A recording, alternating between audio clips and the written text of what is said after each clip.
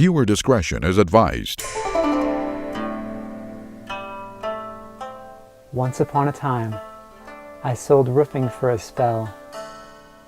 It was not as good.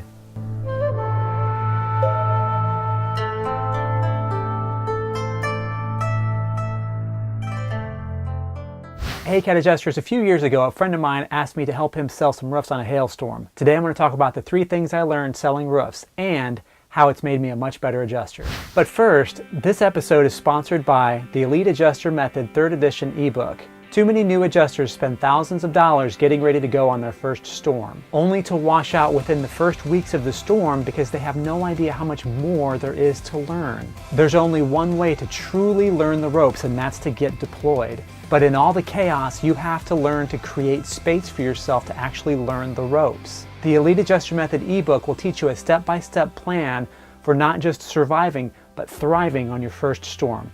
Check it out at adjustertv.com/book. Okay, a quick clarification. When I say the word roofer, what I mean is an exterior restoration salesperson or specialist or contractor. They may also do interior work. It could be a water mitigation contractor. Generally speaking, since we do primarily hail with CAT, we're talking about roofing contractors, but it can apply to any other kind of contractor. Okay, the top 3 things I learned selling roofs. Number 1, adjusters are easily more than half of the field adjusters that I met and nearly all of the desk adjusters I talked to on the phone were at the minimum unfriendly with me, and many were downright rude. And it didn't matter if it was a staff adjuster or an independent adjuster. Number 2, adjusters have no idea what they're doing. And it didn't seem to matter if the adjuster was brand new or a veteran. I would have the most obvious and easily identifiable hail damage and wind damage denied for no apparent reason. And I would have roofing and siding that had 0 damage get paid for. So I tried to fight the former and generally just rolled with the latter.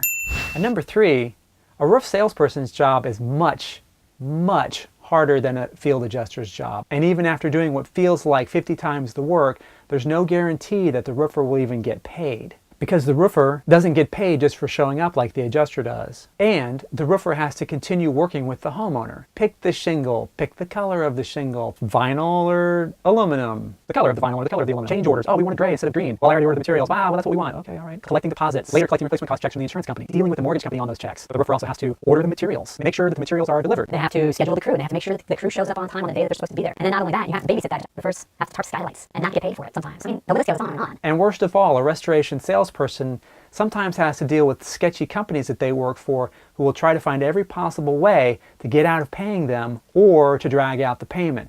It is the Wild West. The adjuster makes 1 or 2 phone calls, shows up on site for about an hour or so, writes a report with an estimate, and boom, gets paid. Done. Next. To sell restoration services, you have got to have some thick skin, and I think it takes a special kind of person to do that job. So, CAT adjusters, the next time you're on a CAT deployment and you're having to meet with roofing contractors on every single claim, just maybe put yourself in their shoes for a minute and then chill the f out and stop being such a Just relax and smile and do your damn job.